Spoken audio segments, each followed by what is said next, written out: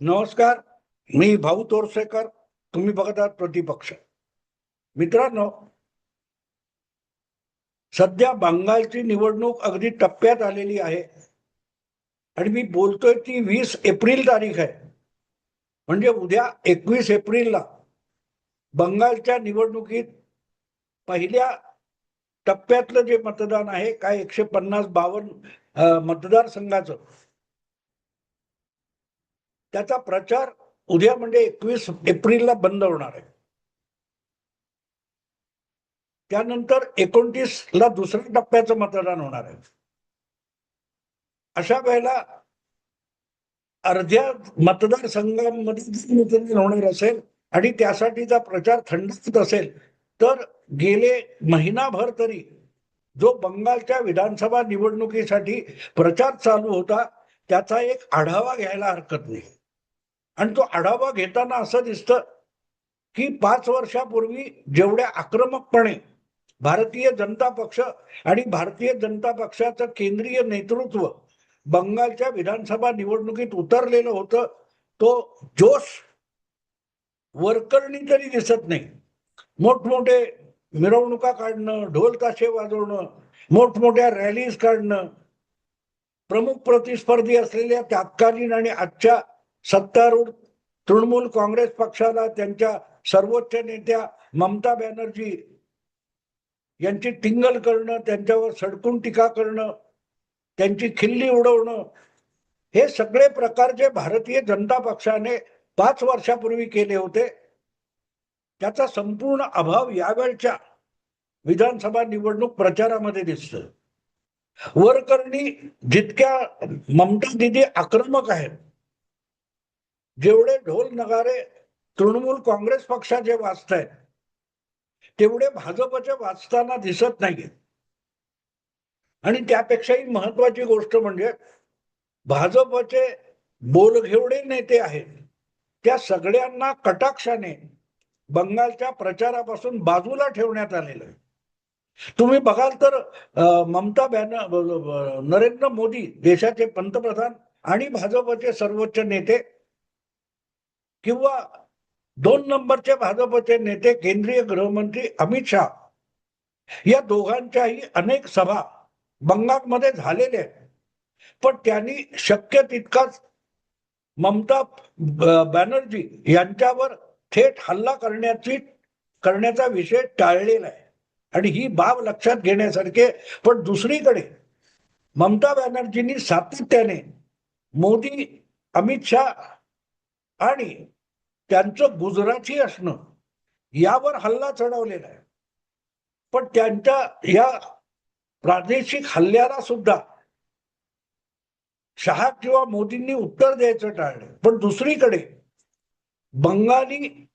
मूळचे बंगाली आणि बंगाली संस्कृतीचे जे भाजप नेते आहेत त्यांना पुढे करण्यात आलं. दुसरी गोष्ट, उत्तर प्रदेशचे कर्तबगार आणि दबदबा असलेले दबंग मुख्यमंत्री योगी आदित्यनाथ आणि आसामचे 5 वर्ष मुख्यमंत्री असलेले हेमंत बिश्व शर्मा यांना मात्र भाजपने मोकाट सोडलेले. ममता दिदी किंवा त्यांच्या तृणमूल काँग्रेस पक्षाची दादागिरी, गुंडगिरी हे अंगावरला तर शिंग घेण्यापर्यंत या 2 प्रादेशिक नेत्यांना पूर्ण मुभा देण्यात आलेली. दोनही खरेखुरे केंद्रीय नेते या बाबतीत संपूर्णपणे शांत आहेत. बॅकफूटवर म्हणावं इतके शांत आहेत, दिवसले जात नाहीयेत. पण दुसरीकडे 2 प्रादेशिक नेते ज्यांना अगदी भाजपच्या राजकारणाच्या रचनेमध्ये दुसऱ्या फळीतले नेते फार तर म्हणता येईल, त्यांना मात्र बंगालच्या प्रचारामध्ये मोकाट सोडण्यात आले. आणि त्याचं कारण पण आहे, 9 तारीखला आसामची विधानसभेची निवडणूक किंवा मतदान संपलं. आता मोजणी होईल तेव्हा होईल 4 तारीखला. पण तोपर्यंत हेमंत बिश्व शर्मा मोकळे होते आणि निवडणुकीचा पहिला टप्पा जवळ आल्यानंतर ज्या प्रकारे प्रचारात आक्रमक व्हायला पाहिजे त्यासाठी आवश्यक असलेली भूमिका मांडायला योगी यांना आणण्यात आलं. आणि हे सगळं मला तरी अपेक्षित होतं. मी जे काय बंगालविषयी हिंदीमध्ये किंवा मराठीमध्ये किंवा इतरांच्या पॉडकास्टमध्ये जाऊन माझं असेसमेंट किंवा माझं विश्लेषण आकलन सांगतोय, त्याच्यात मी परत परत एक गोष्ट सांगत आलो की भारतीय जनता पक्ष विधानसभेची निवडणूक जोरदार लढवताना बहुमत मिळवण्याच्या दृष्टीने 10 महिन्यापासून प्रयत्नशील असला तरी गाजावाजा करण्यापेक्षा प्रत्यक्ष मतदारापर्यंत पोहोचण्यावर भारतीय जनता पक्षाने भर दिलेला आहे. त्यामुळे प्रत्येक मतदाराला कसे भेटतायत, काय भेटतायत, त्यांची रचना काय आहे, मांडणी काय आहे, रणनीती काय आहे, याची जाहीर चर्चा होताना तुम्हाला दिसणार नाही. जसं बादलीभर पाणी टाकलं तर ते खाली झिरपून कुठपर्यंत गेलं हे शोध घेण्यासाठी तुम्हाला जमीन खोदत बसावं लागेल. पण जर बादलीभर पाणी ओतलंय आणि ते 10 फुटाच्या आसपास ते झिरपून गेलंय, याचा अर्थ ते खालपर्यंत गेलंय हे कळायला फार मोठी अक्कल लागत नाही.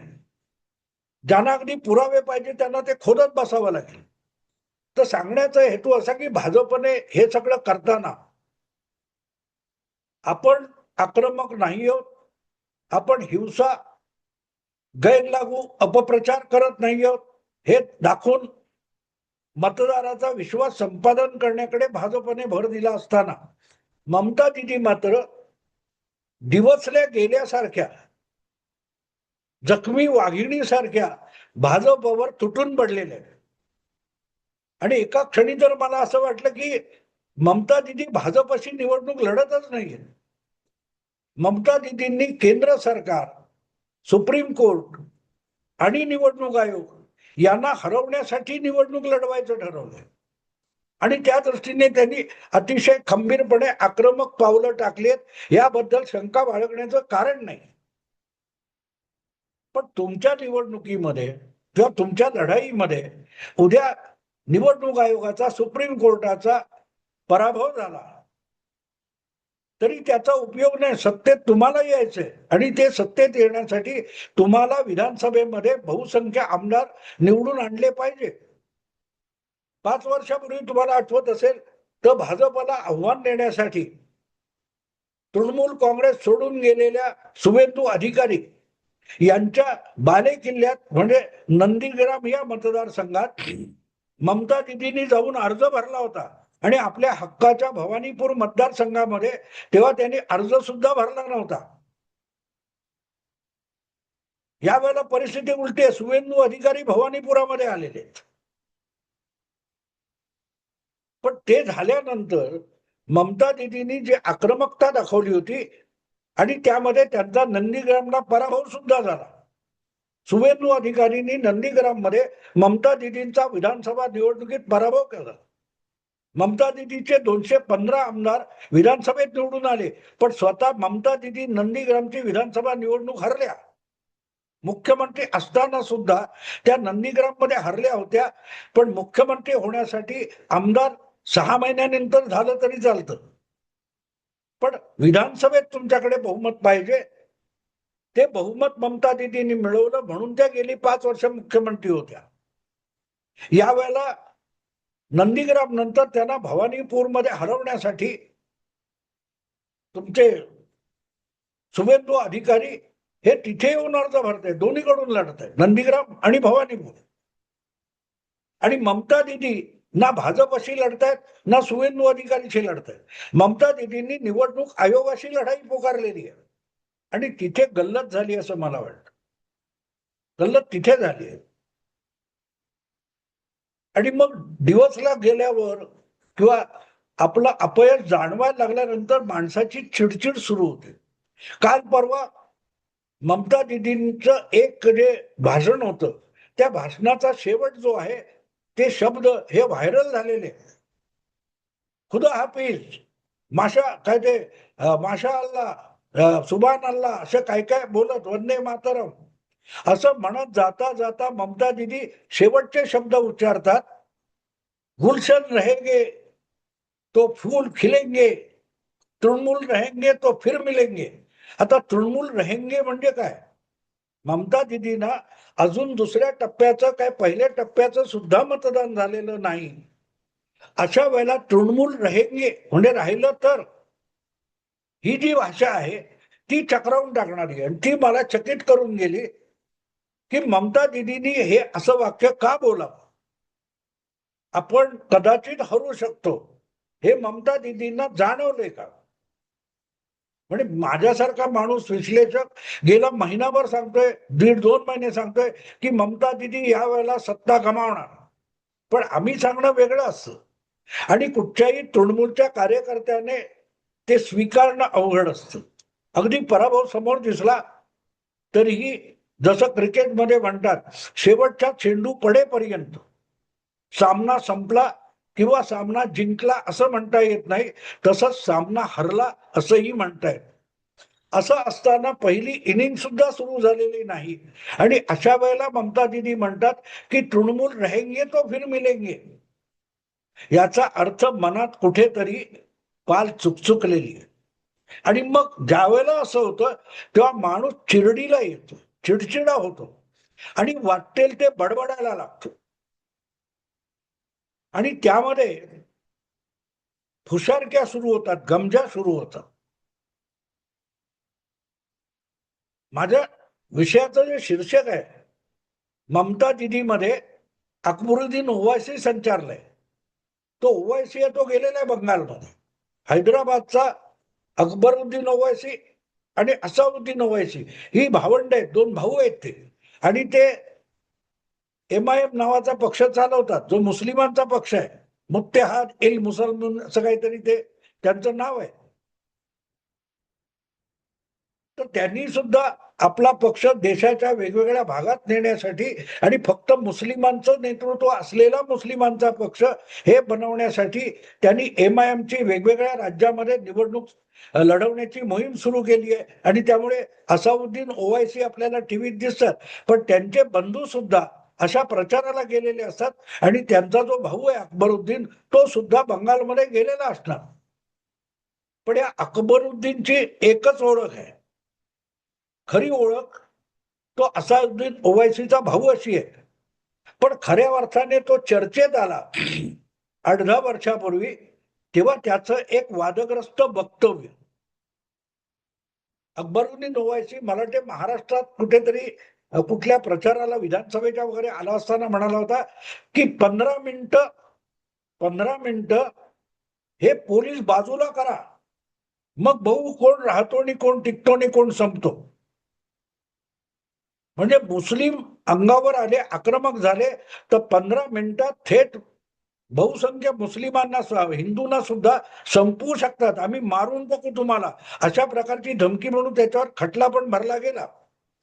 मुद्दा असा की ममता दिदी त्या अकबरुद्दीन ओवैसीची जी भाषा आहे त्या भाषेवर आले. मध्यंतरी ती भाषा आपल्या महाराष्ट्रात उद्धव ठाकरे यांनी सुद्धा वापरली होती. देवेंद्र फडणवीस या आपल्या मित्राला शत्रू करून ते शत्रुत्व जपताना उद्धव ठाकरे एका सभेत जाहीरपणे म्हणाले होते की एक तर तू राहशील किंवा मी राहीन. म्हणजे आता 2 पैकी एकानेच राहायचं, तर ज्याला राहायचंय त्याने दुसऱ्याला मारावं लागतं. देवेंद्र फडणवीस असं कधी बोलले नव्हते, पण उद्धव ठाकरे बोलले. आणि त्याचा अर्थ सरळ आहे की आपण राजकारणात, निवडणुकीत, मतदानात किंवा राजकीय स्पर्धेमध्ये तुला हरवू शकतो, लोकशाही पद्धतीने हरवू शकतो, असं आता मला वाटत नाही. त्यामुळे तुला संपवावा लागेल, नाहीतर मी टिकू शकणार नाही. आणि मला टिकून राहायचं असेल तर तुला संपवला पाहिजे. ही जी भाषा उद्धव ठाकरेंची होती ती कधी काळी अकबरुद्दीन ओवैसी यांनी वापरली होती. आणि आता ममता दिदी नेमकं त्याच भाषेत बोलायला लागलेले. हे आलेत कोण? केंद्रीय पोलीस बल, निमसुरक्षा दल, अर्धलष्करी दल निवडणूक आयोगात शांतता राखण्यासाठी. तर ते काय निवडणूक संपण्यावर राहणार नाहीत. भाजपला मतदान करणाऱ्यांना इथेच राहायचंय आणि आम्ही इथेच असणार आहोत असं म्हणणाऱ्या ममता दिदी एक प्रकारे धमकी देत आहेत की आज आज सगळा बंदोबस्त असेल, निवडणूक आयोग हा मतदानापुरता आहे. मतमोजणीनंतर निकाल लागल्यानंतर निवडणूक आयोगाची ऑथॉरिटी संपते, परत आम्हीच सत्तेत येणार आहोत आणि आम्ही सत्तेत आलो तर तुम्हाला भाजपचे मतदार म्हणून जिवंत राहू देणार नाही, अशा स्वरूपाची भाषा ममता दिदी बोलायला लागतात. तेव्हा कळतं की ममता दिदी मध्ये अकबरुद्दीन ओवायसी संचारलेला आहे. ही गंमत आहे. बंगालच्या निवडणुकीचं सार हे आपल्याला ममता दिदीच्या अशा काही मोजक्या वाक्यातून सापडतं की निकाल संपल्यानंतर, निकाल लागल्यानंतर, निवडणुका संपल्यानंतर हे सगळे बंदोबस्ताचे लोक जातील, मग तुम्हाला बघून घेऊ. कोणाला धमकी देताय? मतदाराला धमकी देता तुम्ही. असं बोलण्याची किंमत अनेकदा अनेक राजकारण्यांना मोजावी लागली. मला आठवतं एकदा, आता हयात नाहीत, पण अजितदादा बारामतीच्या कुठच्या तरी गावातल्या लोकांना धमकावत होते, तुमचं पाणी तोडून टाकतो. आठवतं? त्यावरून किती काहूर माजलं होतं. अजितदादांच्या राजकारणावर तो एक डाग मानला जातो. तर सांगण्याचा हेतू असा की ममता दिदी ज्या प्रकारची भाषा वगैरे बोलतायत ती स्वागतार्ह भाषा नाहीये. ते धीर सुटल्याचं लक्षण आहे. आणि ज्या वेळेला तुमचा टप्प्याटप्प्याने धीर सुटतो तेव्हा मग तुम्ही अशी भाषा, एक तर तू राहशील मी राहील, केंद्रीय पोलीस दल बाजूला करा, जेव्हा ते नसेल तेव्हा काय, ही अकबरुद्दीन ओवैसीची भाषा है. 15 मिनट के लिए पुलिस हटा दो, फिर देखते कौन रहता है कौन बचता है. ममता दीदी ती भाषा बोलत असतील तर गोष्ट साफ होते. ममता दीदींनी मनोमन हार मानलेली आहे. आपली हार त्यांना दिसायला लागलेली आहे. आणि मग ते शेवटचं वाक्य येतं त्या कुठल्या सभेत बोलल्यात त्या, गुलशन रहेंगे तो फूल खिलेंगे, तृणमूल रहेंगे तो फिर मिलेंगे. पण हे तृणमूल राहिलं नाही असं ममता दीदींनी का वाटतं तेही समजून घेतलं पाहिजे. 77 मध्ये जेव्हा मार्क्सवादी पक्षाच्या नेतृत्वाखाली सगळ्या डाव्या पक्षांनी एकत्र येऊन बंगालमध्ये काँग्रेसचा पराभव केला, त्यानंतर काँग्रेस पक्ष परत बंगालमध्ये आपल्या पायावर उभा राहू शकला नाही. आणि तिथून 34 वर्ष परत परत डावी आघाडी निवडून येत राहिली. आणि 2011 मध्ये ममता दीदींनी डाव्या आघाडीचा पराभव करून आपल्या तृणमूल काँग्रेस पक्षाचं सरकार आणलं. त्यानंतर हळूहळू करत आज बंगालमध्ये डाव्या आघाडीचं नामोनिशाण राहिलं नाही. लेफ्ट फिर रहेंगे तो फिर मिलेंगे. जो पक्ष बंगालमध्ये असलेलं बहुमत गमावतो, सत्तेच्या बाहेर जातो, त्याचं नामोनिशाण शिल्लक राहत नाही. हा गेल्या 50 वर्षाचा अनुभव आहे. 25 वर्ष सत्ता गाजवणारी काँग्रेस 77 मध्ये सत्ता गमावल्यानंतर पुढचे 34 वर्ष आपल्या पायावर उभी राहू शकली नाही. आणि नव्याने जन्माला आलेला किंवा काँग्रेसमधून फुटून बाजूला झालेला तृणमूल काँग्रेस पक्ष याने डाव्या आघाडीला हरवलं. डाव्या आघाडीचा पराभव करण्यासाठी एका नव्या पक्षाला जन्म घ्यावा लागला, अवतार घ्यावा लागला. आणि आज परिस्थिती अशी आहे 15 वर्षानंतर की डाव्या आघाडीचं बंगालमध्ये नामोनिशाण राहिलेलं नाही.